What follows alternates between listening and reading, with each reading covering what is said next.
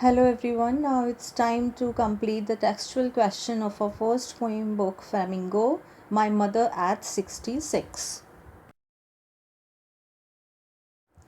First question, what is the kind of pain and ache that the poet feels?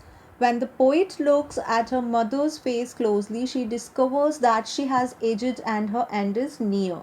The feeling of her mother being old, needing care and help, pains the poet as there is no one to look after her.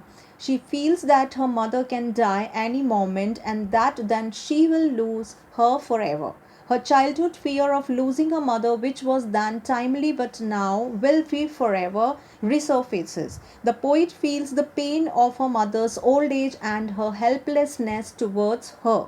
She has the fear of separating from her mother forever upon her death.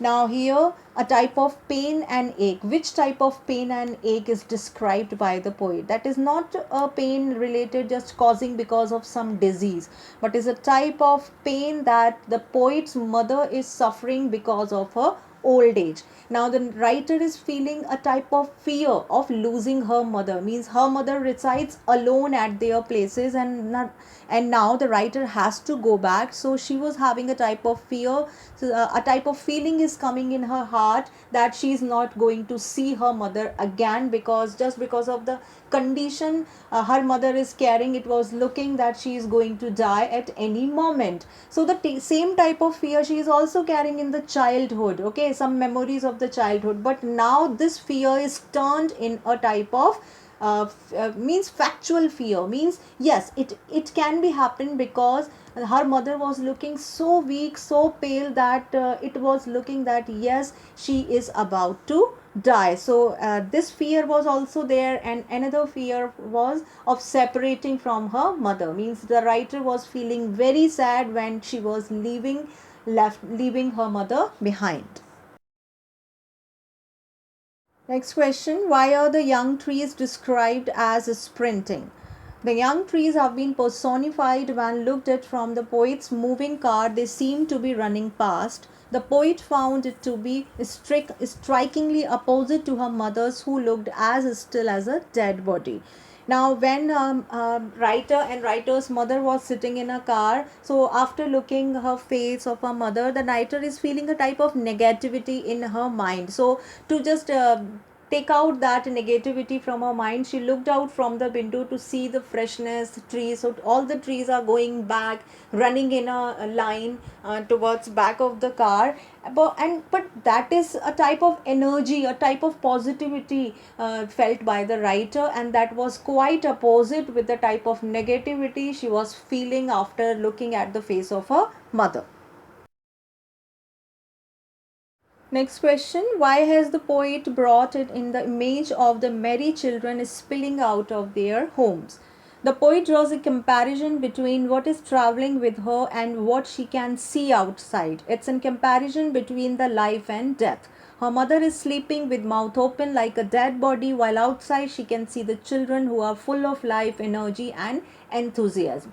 Now, here again, a type of poetic device you can see, that is the opposition, the type of comparison the writer is making. The quiet comparison is there, means one person is sitting inside the car with the writer, that was her mother, and she was just looking like lifeless person with her closed eyes and open mouth, and she was just resembling to a dead body. And just opposite to that, when she looked out of the window of the car, she can see the children. They are so happy, so energetic, and a type of lifeless feeling was coming to see those children.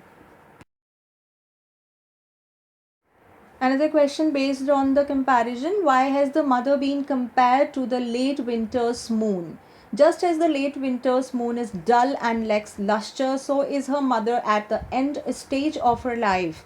Also, as the late winter moon gets overshadowed by the fog and mist in the sky, similarly, her mother can get overshadowed by death at any time. Both of them are nearing an end, one of the season and the other of the life. So her mother face was resembled with the winter's moon. In the winter season, the environment is full of mist and fog, and that mist and fog covered the brightness, the shining of the moon. Okay, and the moon started looking like faded. There was no shine, no brightness.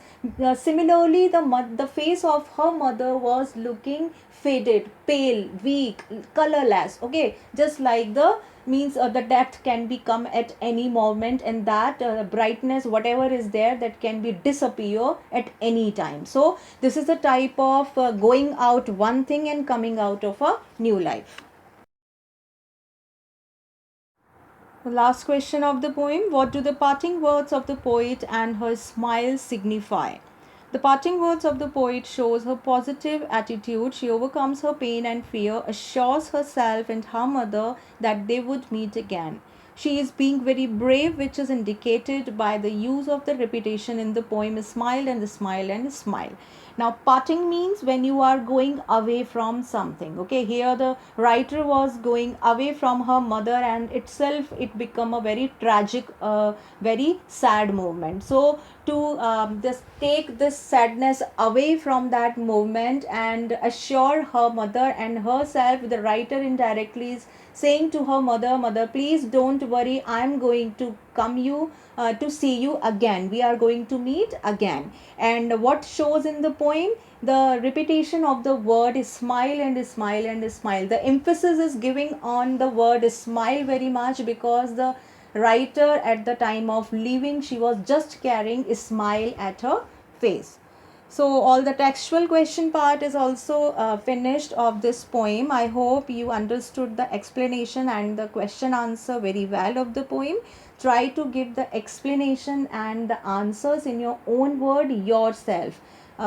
Only then you are going to understand the poem in your words. Okay, so that's it for now. We'll meet again.